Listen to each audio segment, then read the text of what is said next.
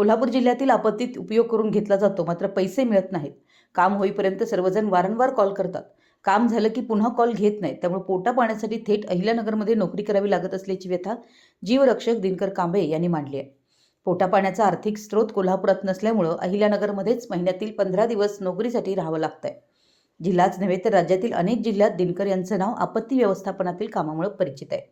वयाच्या 14व्या वर्षापासून ते आपत्ती व्यवस्थापनात मदत करतायत. 4,500हून अधिक मृतदेह शोधून काढले तर 2,000हून अधिक जणांना मृत्यूच्या दारातून परत आणलंय. मात्र इतकं धाडसी आणि माणुसकीची सेवा करूनही त्यांच्या पदरी उपेक्षाच आहे. दरी डोंगरावरील अपघातातील जखमींना बाहेर काढणे, सडलेले कुजलेले मृतदेह विहिरीतून बाहेर काढणे, जळलेल्या व्यक्ती मृतदेह हलवण्यासाठी पोलिसांना मदत करणे, असं त्यांचं काम सर्वज्ञात आहे. 24 तास लोकांच्या सेवेत राहणाऱ्या दिनकर यांना कोल्हापूरकरांनी मदतीसाठी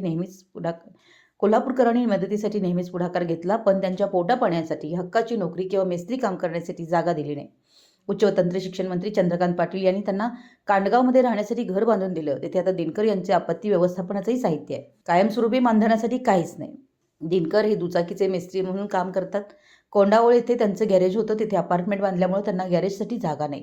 पूर्वी गॅरेजचं काम चांगलं सुरू असताना अनेक वेळा आपत्तीत मदत करण्यासाठी धाव घ्यावी लागत होती.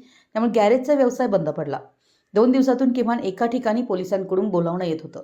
साप चावला, अपघात झाला, आपत्ती आली तरी दिनकर यांच्या मदतीसाठी पुढे येत होते. मात्र कोणीही पोलिसांचा सुद्धा हाच अनुभव. त्यांना अनेक वेळा कायमस्वरूपी महिन्याला ठोक मानधन मिळेल असं काहीच नाही. त्यांना अहिल्यानगर येथील ट्रेनिंग स्कूलमध्ये महिन्यात दिवसाची नोकरी करावी लागते. यावेळी जीवरक्षक दिनकर कांबळे म्हणाले की जन्म कोल्हापुरात झालाय, मन कोल्हापुरात रमलंय, कोल्हापूरकरांची सेवा करायची, पण पोटा पाण्याचा प्रश्न निर्माण झाल्यानंतर नाईलाजानं अहिल्यानगर इथे नोकरी करावी लागते.